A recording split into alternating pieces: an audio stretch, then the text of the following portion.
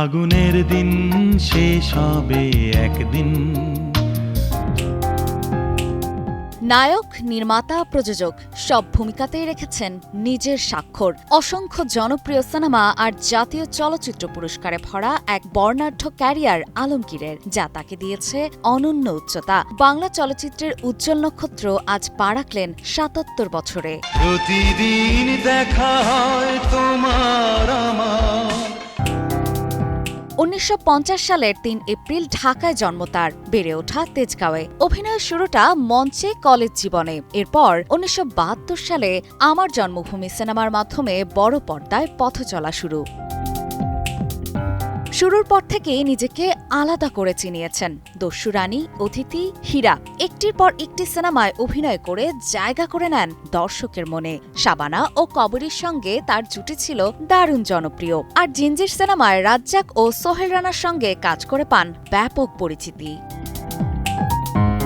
অভিনয়ের পাশাপাশি পরিচালনাতেও আসেন তিনি। ১৯৮৫ সালে নিষ্পাপ সিনেমা দিয়ে পরিচালকের খাতায় নাম লেখান।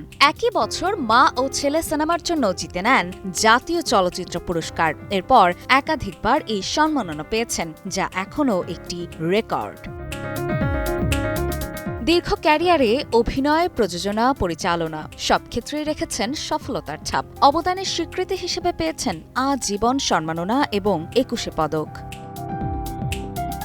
জন্মদিনে স্ত্রী রুনা লায়লা বলেন, আলমগীর তার জীবনের সবচেয়ে প্রিয় মানুষ। তিনি সুস্থ আছেন, পাশে আছেন, এটাই সবচেয়ে বড় পাওয়া। তবে তার মতে অভিনেতাকে আরও বেশি কাজে দেখা গেলে ভালো লাগতো বলেও জানান তিনি।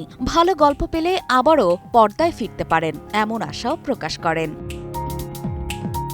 দীর্ঘ ৫ দশকের পথচলায় আলমগীর শুধু একজন অভিনেতা নন, হয়ে উঠেছেন একটি প্রজন্মের স্মৃতি।